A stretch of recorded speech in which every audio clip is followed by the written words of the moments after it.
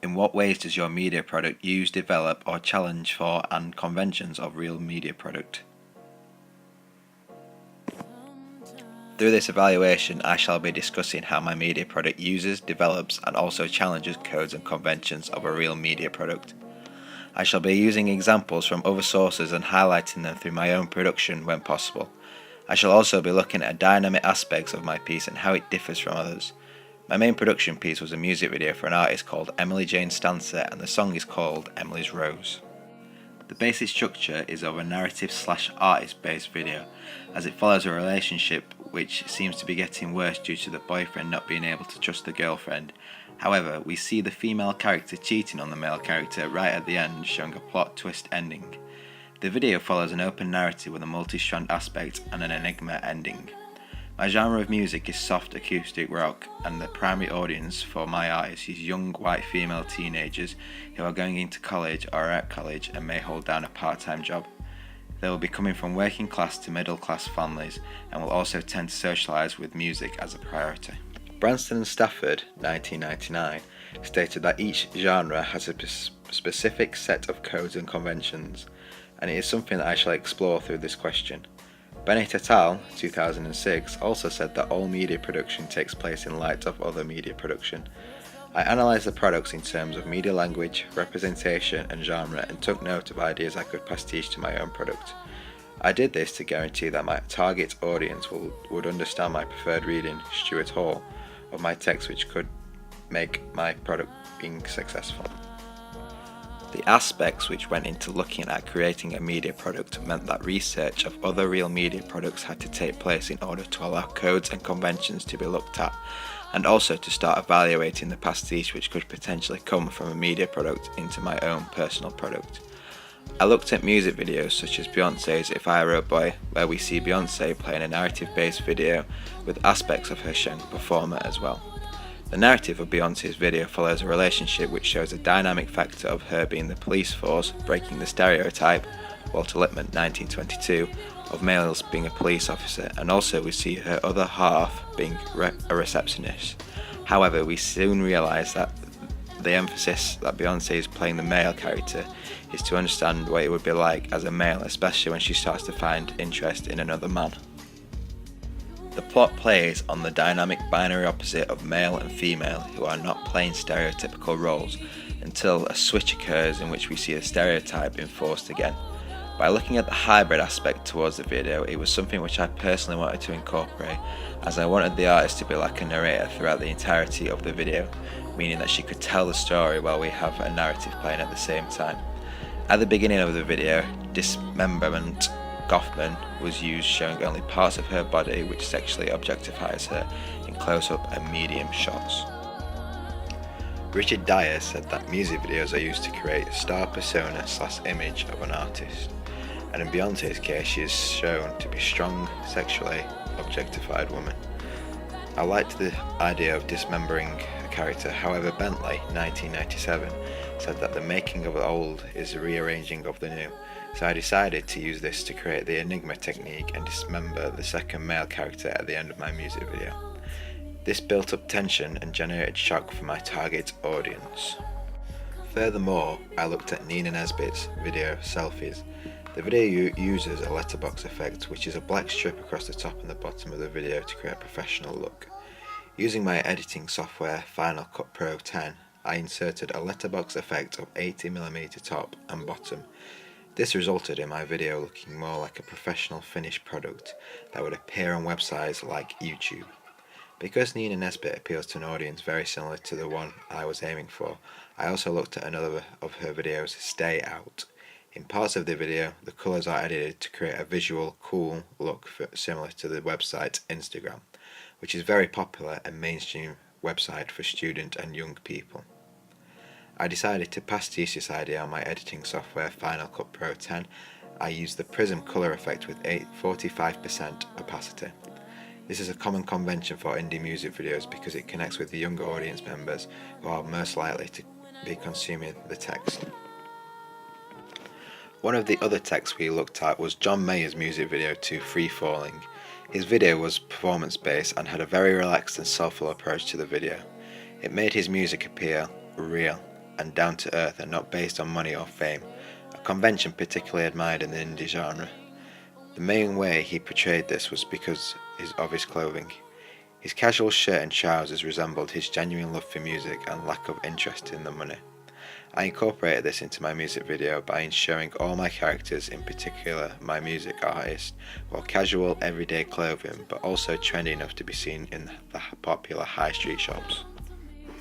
For my ancillaries, to which aided my main piece, CD cover / poster, I decided to look at a range of different covers and posters to add effect and create ideas towards my own product.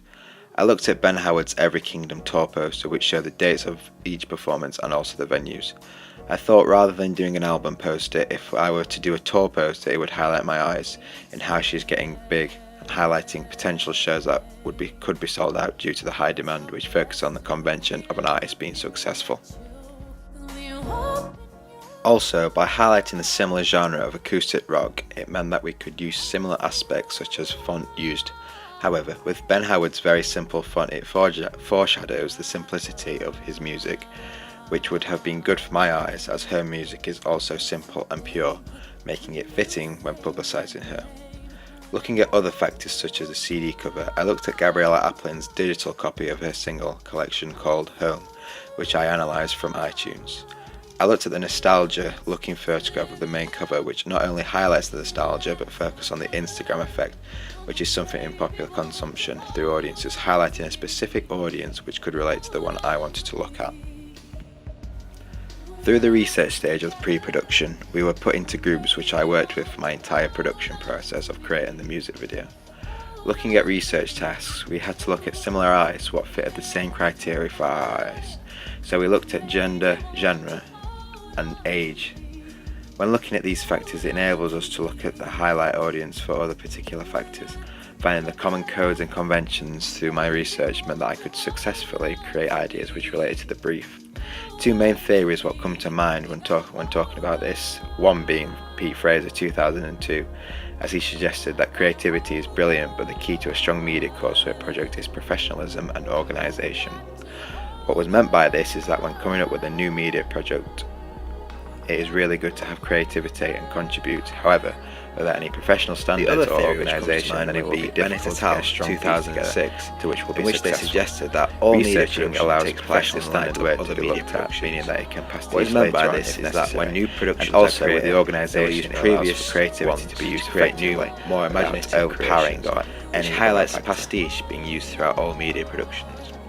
I believe that the common codes and conventions throughout the research task were mainly looking at highlighting Mennetethal's theory, as I analysed specific texts which not only highlighted a similar genre but also looking at creating a new and original piece which looks at Pete Fraser's theory with organisation, and by having it, it meant that I could successfully create an initial idea without imitating another production to an incredible extent. A stereotypical narrative for an indie music video would be about a happy relationship between two characters. For example, in Eliza Doolittle and Disclosure's video, You and Me, the linear narrative shows their adventures as a couple, with the two shots reinforcing the romance of the relationship. I then looked at Beyonce's video, If I Were a Boy.